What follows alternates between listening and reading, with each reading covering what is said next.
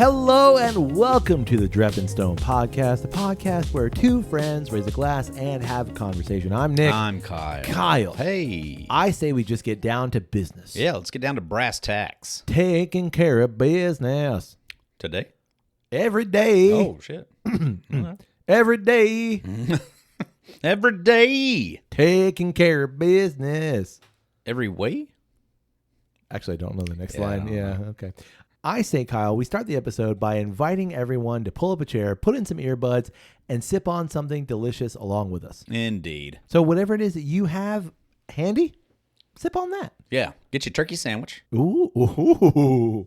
Well, this is... Is it that time? Oh, well... Or are we a little early? No, I think tomorrow is Thanksgiving. This might be the thing. Should I look it up? Nah. Okay. Let's just pretend like it is. Yeah, I think And then tomorrow is if we're off, Thanksgiving. it's going to be really funny for everybody listening to it 2 weeks before. I think tomorrow might be Thanksgiving. You're right. Turkey sandwich before Thanksgiving? But you're probably like... You probably had one last night. Yeah. Because you've already got let's some be leftovers. honest, most people are going to listen to this on Friday when they're like decompressing. There it from is. The, Agreed. Yeah. So yeah, make yourself a turkey sandwich. Yeah. Put some of that stuffing on it. Do you put cranberry on it? Hell yeah. Oh yeah. Yeah, every time. Mayo? Yep. Yeah. dude. Yeah. Stuffing, mayo, cranberry, anything else? Turkey. Whatever I got. I just throw it Mashed all on. potatoes? Hell yeah. Sure. Put a scoop of that on there. It's just like 2 pieces of white bread. Or you like hoagie or what are you doing? It depends on what I got on Okay. hand. You know? Just dinner rolls. But, yeah. Just smush dinner rolls together. Crush. Yeah, they do. Absolutely yeah, amazing. Okay. You don't go out of the way is what I'm saying. Like whatever's available. Yeah. Okay. It doesn't have to be anything special. I just need it all together in my mouth at one time. Sure. You know who makes a great holiday sandwich? Wawa. Oh, do they? Yeah, I haven't actually, had that yeah, one. I need to try it. I'll do that this year. Publix? I haven't tried that. Oh, no, I have. I have tried that one. It's okay. But it's okay because they It's- don't do stuffing. Yeah, it's a little mushy too. But it's mostly just turkey and cranberry. Yeah. Okay. Who makes a great sandwich? Earl of Sandwich. Oh, fantastic. Earl of Sandwich's my- holiday not sandwich wrong. is Bar none. incredible. It is fantastic. Yeah. Can you get it all year? All year now. I thought so. Yeah. Yeah. I know that you used to couldn't, You used to couldn't, but now you can. Yeah. But now you coulda. Yeah. Exactly. And I'm gonna. Yeah. Yeah. Yeah. For sure. That is a fantastic sandwich. Indeed. It's all in the bread. You want- Their bread's fantastic. You want to just go right now? Yeah. Do they have whiskey? We can bring our own. They're not gonna say anything. All right. Well, what do we Well, bring? somebody might say something, but okay. So let's do the episode. Get some whiskey. Okay. And then we'll go get Go some. hit that turkey. Yeah. Kyle, this week Yep. we've got a bottle that I did not pick up in Scotland. Wow. I know. And the reason that I didn't pick up this bottle in Scotland, even though I visited the distillery, And you definitely could have picked I it up. could there. have You because saw there was it all a over the place. mountain of the Ardbeg Spectacular. You read the title of the episode. We're already there. Yeah, everyone knows it's the Ardbeg Spectacular. I chose not to pick this up in Scotland, even though there was a mountain of it everywhere I went. Was it cheaper here? It was the same price here Oh, as it okay. was there. So Yep. there was that. But there was 50 mils more here.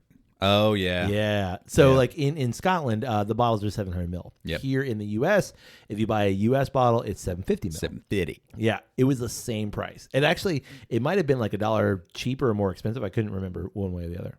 Due to weight restrictions and checked luggage, I decided it would be a good idea for me to wait until I got home to purchase this bottle. Yeah, that was super wise. Yeah. You know, Yeah, like yeah. why if I can pay for the same price and get more, Exactly. and if I know I can find it here, Mm-hmm. then let me get something that I can't. You know what I call that? Fiscal responsibility. Yeah. And I am nothing but fiscally if responsible.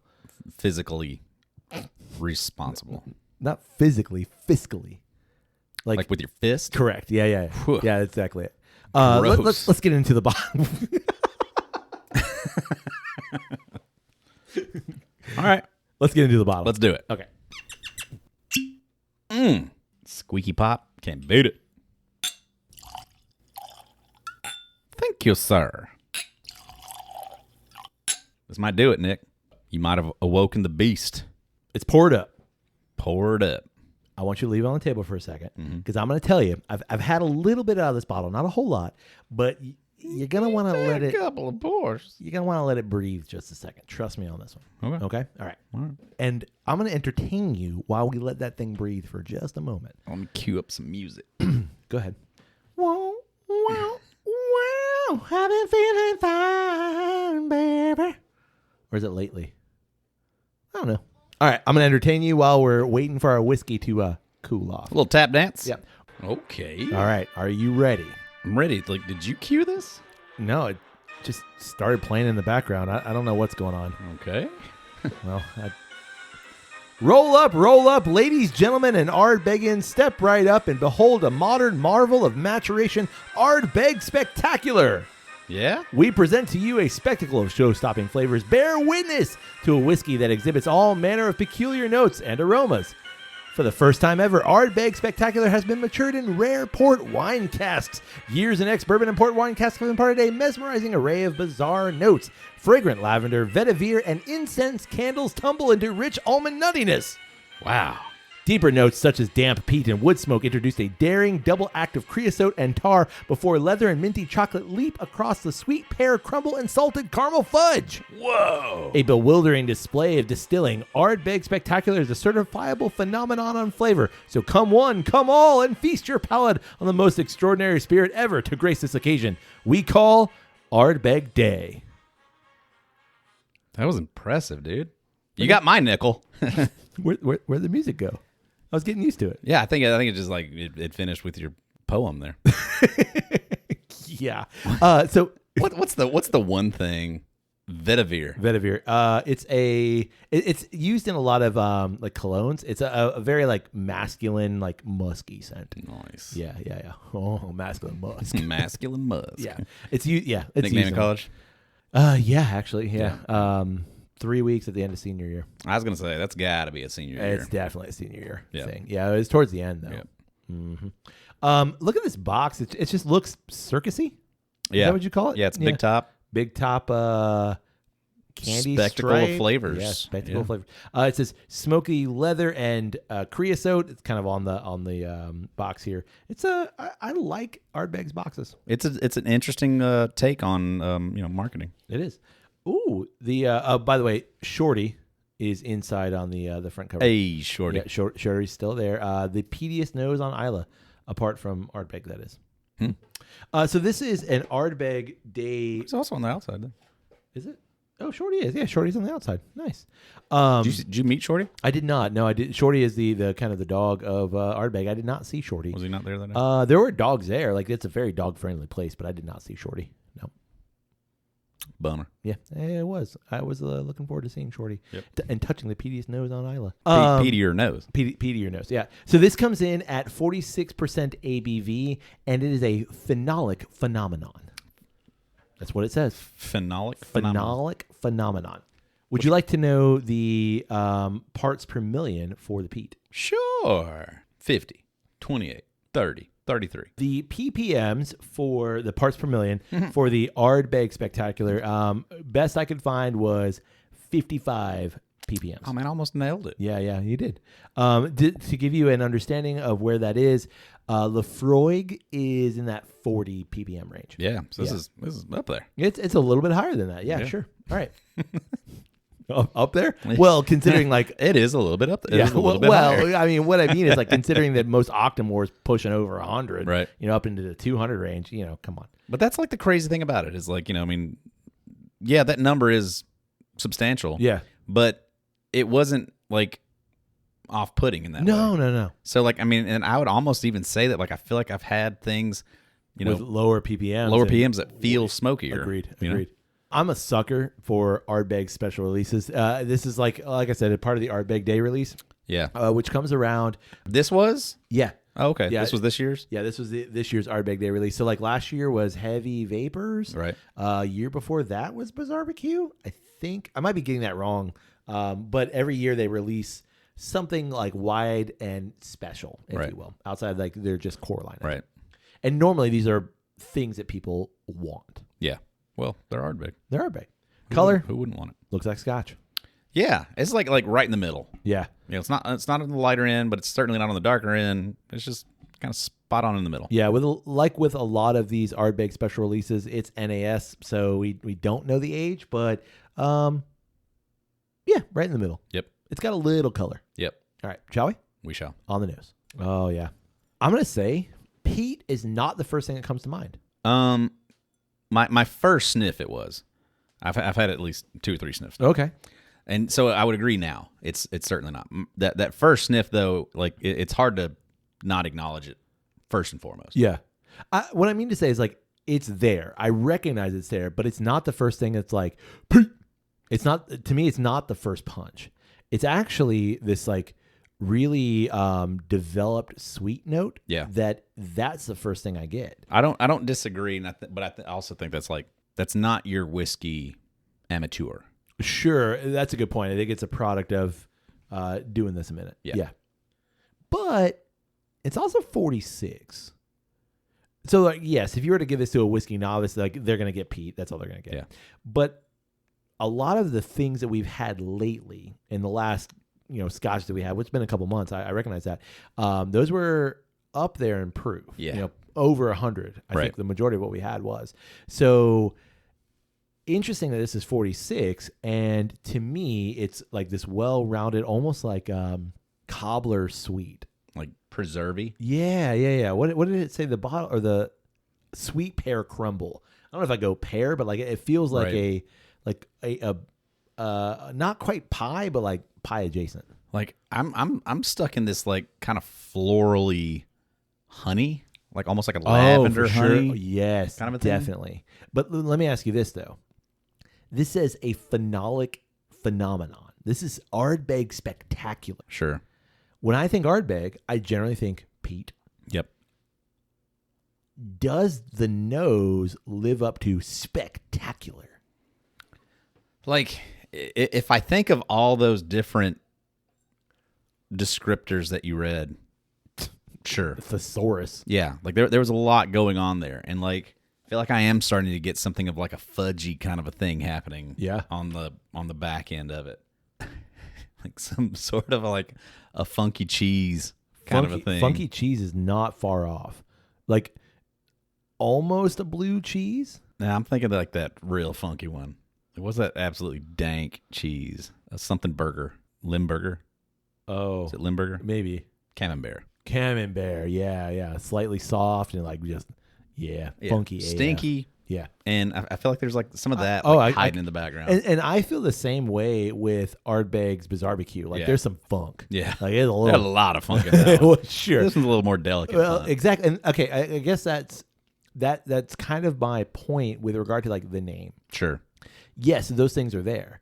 But when I think to other Ardbeg special releases and things that we've had, like to call this Ardbeg spectacular, like don't get me wrong, I think it's a great nose. Right. But like, yeah, I wouldn't necessarily disagree that it is. In some of the other ones that we've nosed, yeah, it's a bit on the calmer side. Correct. Yeah. Shall we? Okay. Good bit of peat right off the bat, like a heavily burnt, toasted peat. Yeah, it's definitely like old firewood peat. Yeah. Like it's campfire that's been out a couple of days. Peat. Yeah, it's ashy. Yeah, like I've stumbled upon a campfire lit by somebody else like 2 weeks ago, and I'm gonna just use the bits of wood that are burned up here, right? Like, just to start. There's a little bit of life in there. Yeah. It's very ashy is correct. What do they say? Creosote-y? I think that's where they're going with that. Like right. it feels, like the lingering of a cigar on the palate. Sure. It feels very much like that. Yeah, totally. But I'm getting like, are you getting a salty note? Like just to me, it's briny. Like it is salty. Did they put these barrels in the water? Like I've been to Ardbeg. Y'all right on the water. Did you put the barrels in the water? No, like for me, after the peat, it's all this sweetness. Wow. It's this honey, glazy kind of icing thing. Ooh. A lot of vanilla, I feel like. Wow. No, for me it's like it is I get sweet, but I can't define it, and then I just get like I'm salivating like how salty this is. It's really seawater. I'm going to say this though. To me, the nose is way more muted than the palate. The palate's where this really shines. And I feel like that's interesting because like in a lot of ways, to me, if the palate just doesn't like grab me, then I'm like, the drink is fine. Sure. But this, like the palate is where, to me, it's like, whoa, okay. You got some things. Like to me, with as much of the Bizarre-BQ as we've had, the Bizarre-BQ has so much of a, we always talk about like the umptious kind of meatiness of it, nature. And this one to me is way more desserty. Absolutely. In that pastry kind of way. Like not creme pastry. brulee to me. Yeah. Yeah. I'm not thinking pastry. I'm thinking Danish. Oh, okay. Like in that realm. Yeah, it definitely leans dessert. It's very sweet. Now that I've sat with it, like the salty nature has kind of subdued or subsided, and it is very sweet, but it's like it's a pastry that like you've charred the top of it. Yeah, and it's covered in firewood ash. Yeah, you've been smoking a cigar. Yeah, and now you're eating a Danish afterwards. Yeah. And I'm gonna tell you, man, the mouthfeel, like this thing just like lingers for days. Yeah, and it's weird. Like that bitter does linger, but it's not in an offensive way. No. It gets right up next to it. It does. It really does. It does. It gets right up next to like this like medicinal bitter. Yes. But it doesn't cross over. It's like almost cough syrup. Yeah. It's like it tiptoes that line. It's right there. And then it just pulls back just a little bit. It's like, okay. Yeah. We took you to the limit. Okay. One more time. Oh, that's beautiful. Ardbeg Spectacular. Yep. I don't think it is. What would you call it? Ardbeg that it tastes good. Ardbeg, something different. Right. And like everyone knows that I love me some Ardbeg. But when I tried this, I cracked the bottle. I was so excited. I was like, yes, another Ardbeg special release. And I purposely looked up nothing about it. Right. And tried it. And I was like, Ardbeg in a glass. Okay. Yeah. The price of this bottle in our neck of the woods is around, let's say, 120. Right. And while I don't think that's wrong for generally where scotches, especially a special release scotch, should be, right, it's 46 and it's good. Yeah. It's not the experience of the Bizarre-BQ. And I think since having that, it's one of those like, yeah, but like Bizarre-BQ was 80 when it came out. I know you can still find bottles, and most of those bottles are in that 100 range, give or take. Right. Because it's becoming a little bit harder to find. But spectacular. Yeah. And I think that's like the unfortunate thing for us of like coming off of Bizarre-BQ, which was just so punchy and different and interesting. I dare say like just about anything. Wasn't Bizarre-BQ a higher proof too? Yeah, I think Bizarre-BQ is over 100. Yeah. So like it's that too of, you know, this at 110 might be something spectacular because that's like, for me, unfortunately, that's kind of a bit of the problem is that there's not enough proof in it to overwhelm the sweet. Right. So the sweetness just stays the whole time and then subdues into that bitter. And so that's the two notes that you kind of get. Yeah. And there's some interesting things in there for sure, but man, a nice spiky proof pop would be delightful. Is it worth the price at the 46 ABV? And I think that's where I am with Ardbeg. It's like when Ardbeg, like the Corey Reckon, the Oakdal, the Bizarre-BQ, when you push that 100 range, that's where something like just magic happens. Right. And to be fair, like I think we're both more inclined to have a higher proof. Yeah. But that also kind of goes against some of our Scotch philosophy, and like Scotch has so much flavor at 46. Right. But here, to me, there's something with Ardbeg that like, yeah, you've got a lot and there's a lot going on, but it's almost like it's missing something. I'd be interested to see if it's just Isla. Oh, that's a good point. Is it just the smoky scotches? Like, does that smoky scotch need that extra proof to really stand out? To add in an extra kind of layer to it? Good point. Because like I don't feel like I feel that way about like Highlands. I mean, I know Boona is also Isla. Yeah. But like Boona 12 is just so perfect where it's at. Right. It's 92? I think so. Which granted, so it's a little bit more, but it's not that north of 100, and it's 46. It's the same, yeah. So it's true. Yeah, I don't even know what I'm talking about. For whatever reason, though, like the combination of flavors there of the fruit and the malty kind of nature of it, works as it is. But this, like the smoky quality, adds a weird. But I think like what you just said, it's the smoke. While I would at this point not consider Boona a peated Scotch. Like there is like that Boona 12 has just a touch, a whiff. Yeah, but it's not. It's nowhere near Lefroy. It's nowhere near Ardbeg. Ardbeg. It's nowhere near some of the Lottie kind of stuff. But yeah, I would say that there's the Speyside tend to impart more flavor at a 46 than the Islays do at 46. Right. The same thing for Lefroy. You put Lefroy at the 110 mark, it's like, whoa. Yeah. Like, well, that's completely different. Right. So Sure. I do like it. Yep. But I don't think it lives up to the name, A. And I hesitate with the price. Yeah. Because the price if you, is... If you can just get Ardbeg 10 for like half price. Or get the Corey Reckon, which is just a few bucks cheaper, or, I mean, some places, or it's about the same. Or get the Wee Beastie. Or get the Wee Beastie at like $50. Yeah. That Wee Beastie's fantastic. Yeah. That's a great scotch. Yeah. I don't feel like in any way I've been burned by the Ardbeg special release. I kind of felt that way with the Heavy Vapors a little bit. Right. But... Was that one was even more. Yeah. Right. Yeah, price-wise. I don't know why they did that. But... And then why Barbecue was much less and a much higher proof, like, and just a better scotch overall. Yeah, I think it was one of those like, oh, we don't know how this is going to go, maybe. But for a brand that is willing to put themselves out there as being like the punk rockers of the scotch world, right, of the Isla world too, which is very much steeped in this kind of traditionalism in some ways.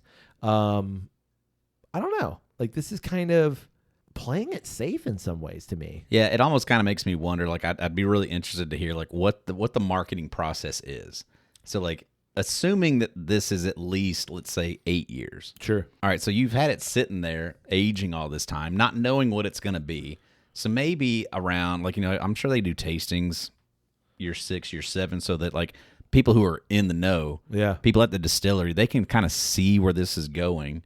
And at that point in time, are they deciding on a marketing scheme? Like I would assume they have to be. Yeah, I think so. At least maybe 2 years out. Yeah.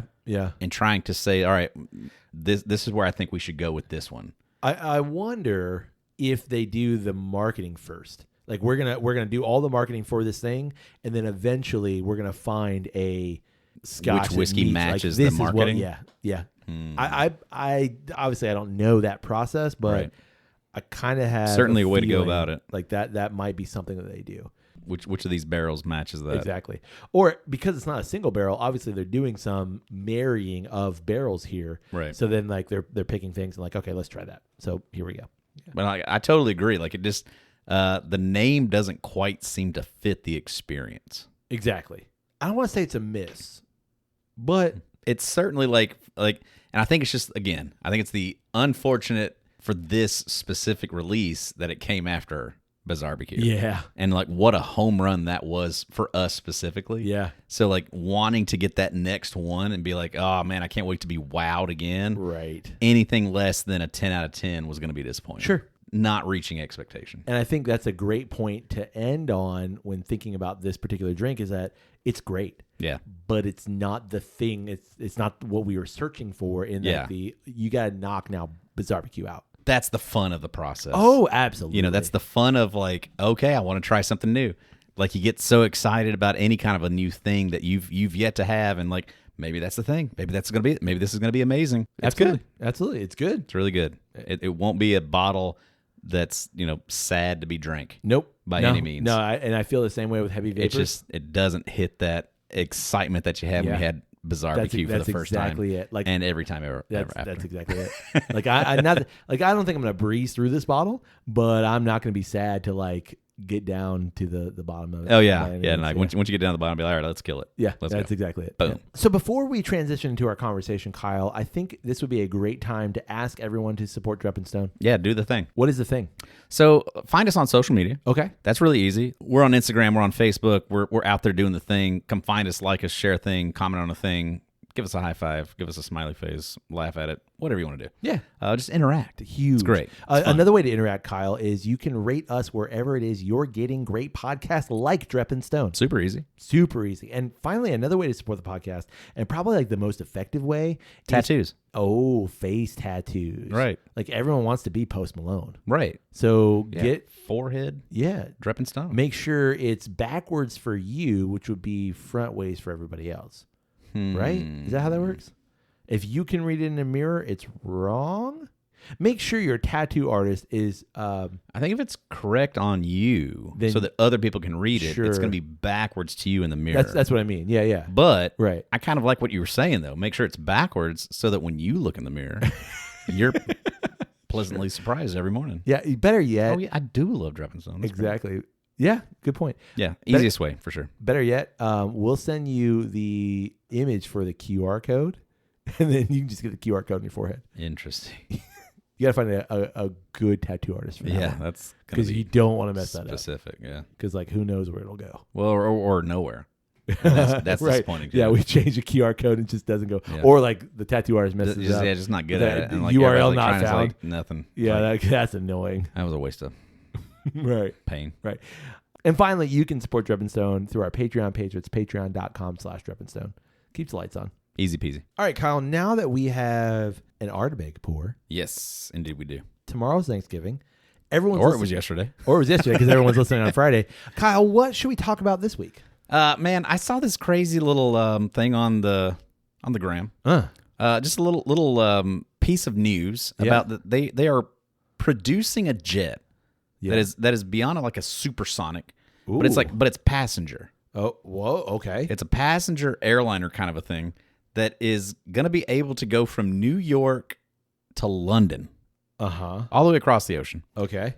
Across the pond there. In an hour. What? Yeah. That's a New York to London's what, a 6-hour flight? Around that. Yeah, maybe 7. A couple of movies worth. So a flight from New York to London should be 6 hours and 50 minutes. What about a flight from London to New York? 8 hours and 10 minutes. Okay, so a little bit longer. Obviously, you're dealing with the space whales. Sure. Earth. Yeah, rotations and things. Correct. So an hour though, like you're cutting that substantially. Yeah. Okay, first of all, I know why you brought this up. Everybody's traveling right now. Everybody's at that airport listening to Dropping Stone right now. If you're not traveling, you're looking to your left and right, and those people are traveling. Yeah, for sure. And you're going to be traveling in a couple weeks anyway. Right. So you're either traveling for Thanksgiving or you're traveling for Christmas. Right. Everyone's traveling. Yeah, everybody's got to take their turn. So I recognize why you brought this up. I am excited. You've made that flight. I've made that flight. I don't mind that flight. Yeah. It's not like the payoff for that flight is way better than let's be honest, sitting in a metal tube for 7 hours is hell. Right. No matter how good of a seat you have or not. Right. It sucks. Yeah. It can be made better, in certain situations. Sure. Alcohol helps. Yeah, we got lucky. One of the times we've made that trip, for whatever reason, we were on like a half-empty plane. Wow. Had like a whole row to ourselves. Oh, fantastic. It was great. Yeah, great experience. Yeah. Recommend it. But fully. if I could make that flight in an hour, hell yeah. Except. Yeah. Existential dread. Exactly. Yes. You knew. Everybody knew where I was going. Yeah, that's where your mind's at. Yeah, for sure. Except a couple things. Being a realist in some ways, that's going to be hella expensive. For sure. Let's be honest. Yeah, at least for the next 20 years. Easy. Until that becomes normalized. Correct. And it's going to be a very expensive flight, and it's not a flight for the every person. Right. It's not supposed to be for the everyday traveler. It's supposed to be for the business individual who's hopping back and forth between London and New York and needs to do that quickly. Right. Yeah. That's who it's for the executive. Correct. Yeah. And it's going to be priced accordingly. Yeah, for sure it would be. And so, in one sense, I'm like, all day. That bring it. That's going to save me so much time. And frustration. More frustration than time, I think. Right. And cramped legs and things like that. But the cost of that is going to be exorbitant. I mean, yeah. I never flew on the Concorde, but I know that the Concorde was obviously fast, but relatively uncomfortable because of the size of the plane. It's fairly small. Right.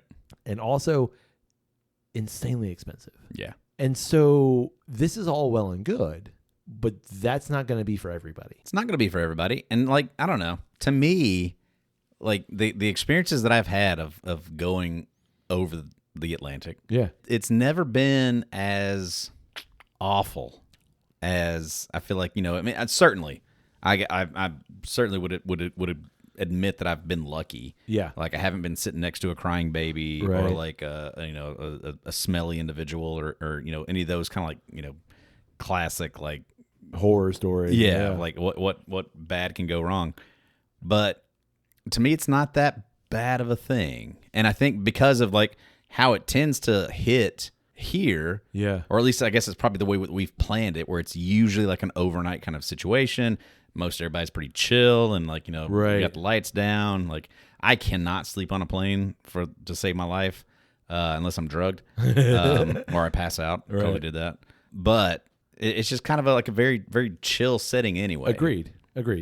So to me, it's kind of like at no point in time would the price in our lifetime ever equalize itself to the benefit in time saving. Well, and I think in some ways that 7-hour flight across to Europe, you've got to kind of earn this. Like there's something about the like, okay, I've got to take a 7-hour flight and the anticipation of the whole flight, like we're going to land and like we're going to be in a whole new country and like we're going to be in this case London, probably like, a different climate. Yeah, like this is going to be so cool. So there's a bit of that kind of anticipation, whereas if I remove all of that, like in one sense, yeah, awesome.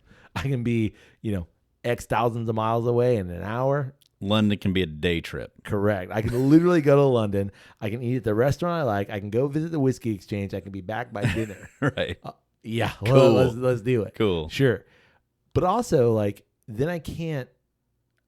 It's almost too easy in some ways. It's almost too throwaway. Yeah. Like, I don't have to earn the thing. Right. I don't have to, like, have the anticipation. And I don't know if I'd miss it if I could afford this. But also, like, I think I would. I think eventually where it gets to, because it's like, yeah, like, I mean, the way we progress through anything. Sure. Yeah, like, we'll trim that flight down. And maybe at some point in time, in our grandkids' lifespan, that'll be the norm. Right. Anywhere in the world within an hour. Sure. But, like, at this point in time, I think we're still, like, of an age that we appreciate a bit of a travel experience. Yeah. It doesn't need to be instantaneous. Exactly. Like I recently made a trip up to Alabama. We drove it. Right. It's a 12-hour drive. Me and the kids kind of enjoy it. Yeah. Like we kind of get a kick out of like that whole experience of stopping at Buc-ee's and exactly. like vibing to our music and like singing and doing the whole thing. This is not the same experience, but like I am of an age, and you are of an age as well, where like you saw a movie in the theaters, and like a year later, it was on VHS, and you could watch it again. Right now, a movie's in theaters, and a month later, it's streaming. Yeah, like, depending on how well it did. Sure, yeah, for sure, yeah, absolutely. Wolverine and Deadpool just got on streaming. Correct. I watched that shit like 3 months ago. Wow, come on now. But I mean, in terms of like our perspective, that's a light speed. Yeah, for sure. So like. But you had that anticipation. It's the same thing we've talked about with streaming of shows. You used to have to wait a week, and there's all that stuff that you kind of like mulled over and contemplated, and you don't have to do that anymore. And that's great in some ways, and I think we lose something in other ways. Yeah. I'm not advocating for like this kind of like nostalgia-driven perspective necessarily, right. But what do you would miss spending 12 hours with your girls and vibing to music and stopping at Buc-ee's and those beautiful bathrooms and that the amazing buck nuts and things like that. You would miss all that. Indeed. Yeah. And don't do the sliced turkey sandwich. It's not worth it. Nah. You should do the brisket. Hard sandwich. pass. It's not bad. Pulled pork was great. Absolutely. Sliced turkey? Not worth it. Yeah. No. That was a bad call. Did you get some jerky? Not this time. Okay. We haven't passed time. You have. Yeah, it's good jerky. The jerky bar. Yeah. Yeah. It's another one of those things of the removal of time for rumination. Right. Like that just I look constantly at just like how we're moving into a different ways to remove that time of I've got to get through this. Right. And certainly nobody like loves that, but there's a lot of like awareness that happens there. But I love watching movies, and I love like having like I have nothing to do for the next 7 hours. I'm going to watch 3 movies that I probably wouldn't sit down otherwise and watch straight through. Agreed. Things like that. I wouldn't have that opportunity. But in that future, you'll have saved so much time that you could just do that in your Airbnb in London. Yeah, I'm not going to do that. What are you going to be doing instead? Going to the whiskey exchange. Going down to the pub. Yeah. Well, yeah. Pub, whiskey exchange. Pub, whiskey exchange. Right, yeah. Yeah. That's how I roll. Yep. Borough Market, whiskey exchange. Right. Pub. Yeah. I'm pretty sure that's how that works. That's the rotation. Yeah. On that note, you got anything else? No. Glass is officially empty. We can fill it up again if you want. Okay. Yeah, we should do that. We should. Speaking of fill it up again, we want to know, what do you think about the phenolic phenomenon known as Ardbeg Spectacular? It still sounds dirty to me. But yeah, what do you think about it? Have you had that chance? Or what has been your favorite Ardbeg special release? We'd also love to know, what do you think about hypersonic jet travel? Yeah, can you wait to just, get there instantly? Or do you enjoy that little bit of time to get there? I'm not going to be satisfied until I can tell a Scotsman to beam me up. Right, Scotty. Exactly. Yeah, you didn't have makes to sense. say that. Like everybody knew what I was talking about. Well, you just want for those few that didn't. Sometimes it was Chekhov. Well, you want to what? Sometimes. Oh, sure. Yeah, you want to. Well, you want to be instances inclusive. where Chekhov, did it. Yeah, the writer Yeah. Anton Chekhov. No, I don't remember. Lady what his with the first name dog, was. the pearl. No, that wasn't Chekhov. Anyway, well, you can get in touch with us through email. It's Drep. Sorry, you got me. Well, you can get in touch with us through email. It's drepandstone@gmail.com. You can also get in touch with us through social media. We're really easy to get in touch with on social media. You find us on said social media, and you send us a message or you comment on a post and you like a thing, and it'll be great. Yeah, hearts and stars and thumbs ups and all those And things. chocolate bars. Ooh, that's what I say. Yeah. We'd also love if you support the podcast. You can do so through our Patreon page. It's patreon.com. You can rate Drep and Stone wherever it is you find great podcasts like this one. And finally, Kyle. You can shoot us an email. And you can tell someone about Drep and Stone. And you can tell somebody. Yeah. On that note, hey, buddy. Hey, buddy. May your glass overflow. Your ass never show. Cheers, buddy. Cheers. Phenomenal. Cheers.